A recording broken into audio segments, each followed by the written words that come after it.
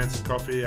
Joel here. I'm here with Bret today from Experience Wealth, and we're here to talk to you a bit about CRM, how to use them, what they are, and how powerful they really can be. So welcome, Bret. Thanks for having me. That's all right. So I guess kick things off. What is why have a CRM? What's their purpose? What are they for? Well, CRM is a fairly broad term, but very simplistically, it's your client relationship management system, Sure. And that could be anywhere from really old school, Word document, Excel document. I'm a lover of Excel, all the way through to really sophisticated systems. Your aggregator software generally has a client relationship management system in there. Yep. There's a lot of external companies that offer them as well. You've got Agile, you've got Zoho, you've got Salesforce, but essentially it should be your central source of truth for your client database. It's where you track your business activities, Sure. track your, in broken terms, pipeline, where you prioritize work, where you manage your tasks, your follow-ups, and it really should be where you keep record of your compliance documents and I suppose interactions with the clients. Okay, so CRMs seem to keep track of a lot of different things. Like you said, it's a central source of truth. You want to keep track of things, your tasks, your appointments, your compliance documents, and it really is one of those systems where if it's not in there, it never happened, right?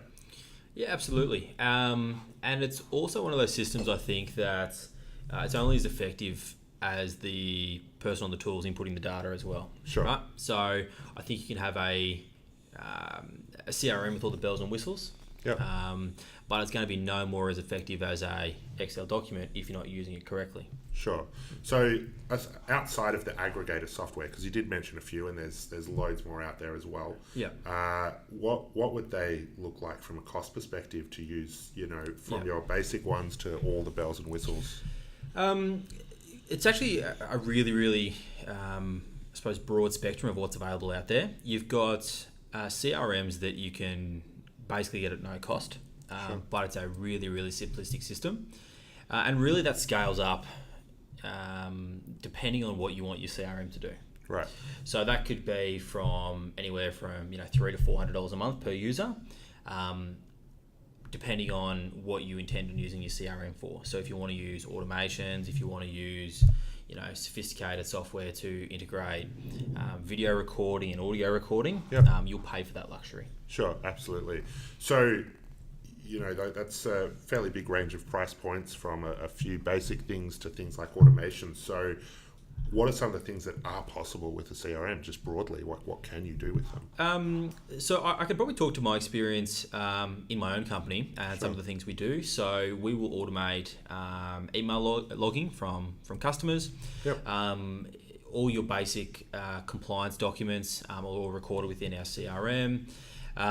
Recordings of our meetings. We conduct most of our meetings over Zoom, so our audio and our videos are actually recorded within our CRM. Yep. We also automate things like our follow-up, our tasks, our post-settlement interactions with the clients. They'll all be automatically set up once we move our applications to certain stages. Yep. And then from a business management point of view as well, we look at things such as inputs into the business, or in really old school terms, lead indicators. What are the trends of the business? We'll track applications from each stage and look to see conversion rates, those sort of things. And then from a staff management point of view, we use it to delegate tasks. We use it to track our staff's performance, quarter to quarter, month to month, whatever it may be. Yeah, sure. So you touched a little bit there on lead indicators, and I guess you didn't mention it, but we could probably talk about lag indicators as well. So you actually use your CRM to provide reporting on activity, what you've been doing, what you've got coming in, what you've got going out, and you can then use that data to see which parts of the process customers are dropping off, which parts of the process need to be improving, right? So we actually probably strip it back even to another level. So we will do it from all the way from marketing campaigns as well. Yep. So we'll track, click rates on emails, all that sort of stuff is all captured within our CRM. Yep. Through to when the client engages you, through to meetings, appointments, settlement, post-settlement as well. Right, cool. So it seems quite, at least your one is quite in-depth, and you can really drill down to, I guess, how active that customer is and engaged they are with your business. Yeah, absolutely. And I think if we reflect upon the environment we're all in at the moment, the client to broker engagement is really, really important, and it's only going to become more important as our environment changes. Sure. And I think having a structured process in place that is measurable, that you can report on, is going to be not mandatory, but it's going to be more important in the future than it probably is now. Yeah, absolutely agree with that.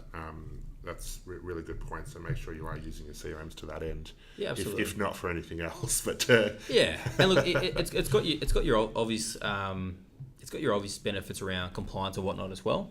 But I think we really use CRMs as a reactive tool. Yep. So a client will interact with us. Hey, we'll record it. A client wants to do an application, or the application gets to the next stage. We record interaction within the CRM.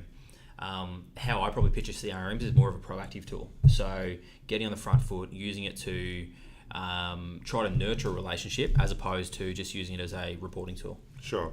And I guess for those out there who may or may not be, or may not necessarily be using their CRM to their full capabilities or even part capabilities, some people may not even know what is or isn't possible with their specific CRM.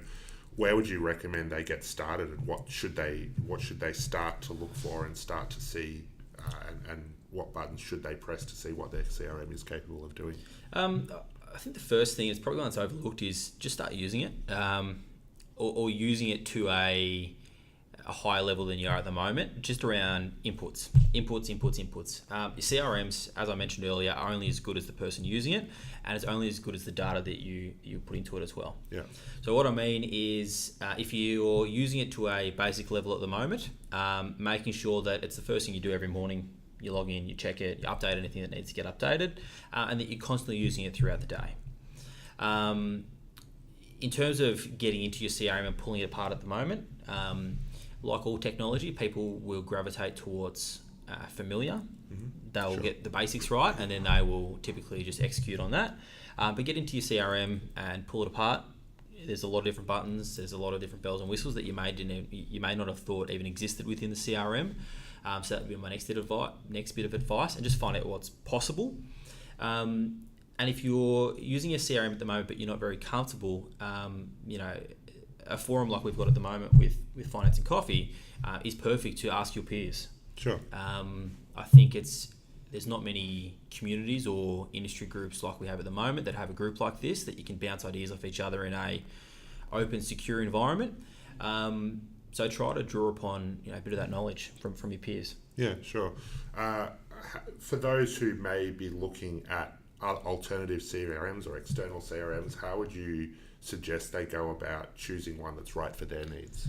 I think you first need to have a really good understanding of what you're trying to achieve out of your CRM. Mm-hmm. And the way that I've done that is to build out a process map of my business from initial lead source all the way through to post-settlement, and then try to figure out what I'd like to automate and all those things. Okay, and I then found that I had to use a CRM or a certain style of CRM to get that to work. Now, some people may be using or just wanting something to help them follow up or manage their relationships post-settlement a little bit better. Well, if that's the case, you look for a CRM that's going to help you have that specific functionality. So the first thing I'd say is map what you're doing at the moment, trying to figure out what is the problem you're trying to solve. Yep. And then comes, what CRM do we actually like to use?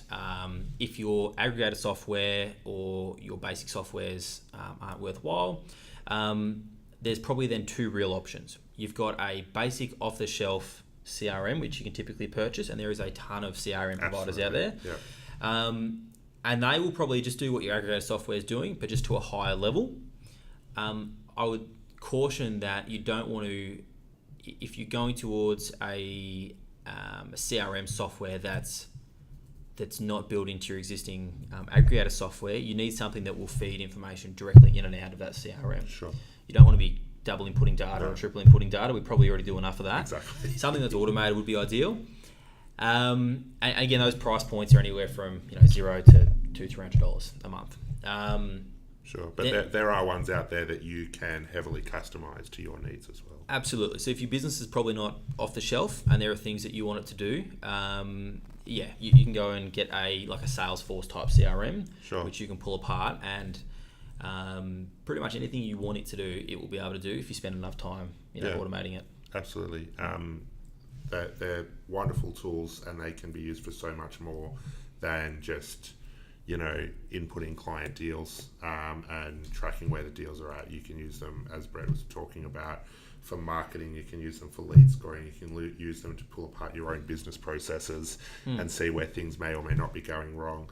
There's just a world of things that you can do with a CRM. Thank you, Bret, for joining us in today's podcast on CRM. Hope to see you again soon. Thanks for having me.